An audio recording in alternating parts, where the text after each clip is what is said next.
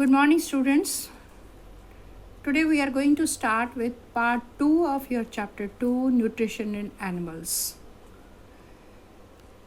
Let us have a look on the topics which you have studied in last class.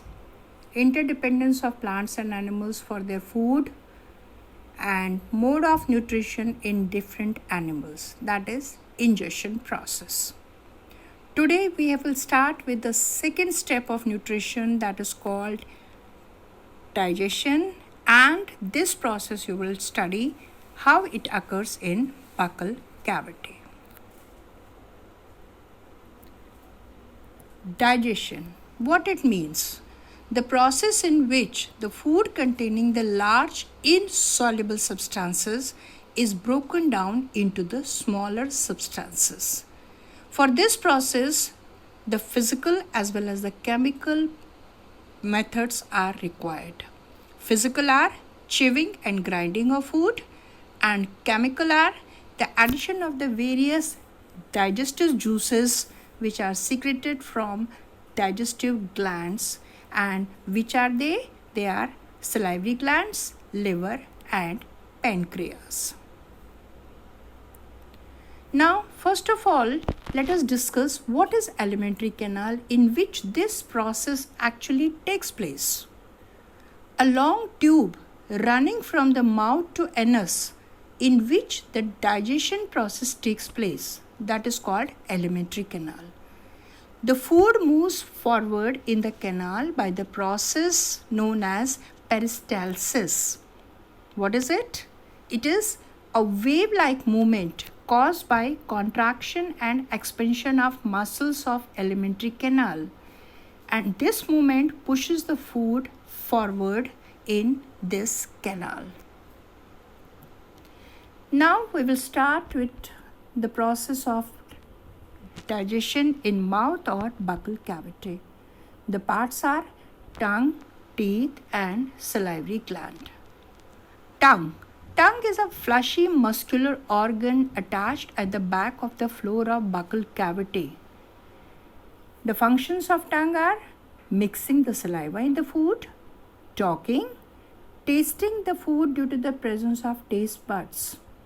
You can see with the help of the picture given here that how the different regions on the tongue help us to detect the taste of different types of food. It is bitter, sweet, sour, salty. Tongue also helps us to swallow food. Now about the teeth. Teeth help in grinding, chewing and tearing of food. Teeth are of 4 types: incisors, canine, premolar and molar. Now the number of the teeth and their functions are: incisors, they are total 8 in number, that is 4 in each jaw. Their functions are cutting and biting. Canines, they are 4 in number, that is 2 in each jaw. Function is tearing and piercing. Premolars, they are 8 in number. Their function is crushing and grinding. They are 4 in each jaw. And the molars, they are 12 in number, that is 6 in each jaw. And their function is crushing, grinding and mastication of food. Now, difference between milk teeth and permanent teeth. The first set of teeth which grows during infancy and fall off at the age between 6 to 8 years is called milk teeth.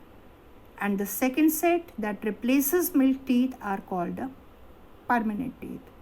Permanent teeth may last throughout the life or fall off during old age. Now, teeth are very important part of our body and they are made up of enamel, that is the hardest part of our body. But due to the improper care of the teeth, the tooth decay may occur. Now just have a look at this picture and understand how the process of tooth decay takes place. When you eat some sugar or some starchy substance, then the bacteria which always remain present in our mouth They attack on this food and they produces the acid. This acid breaks the enamel of healthy tooth and causes tooth decay. That is why your parents advise you to brush your teeth every day, twice in a day. So you should never ignore this advice. Now the third part of the buccal cavity, that is salivary gland.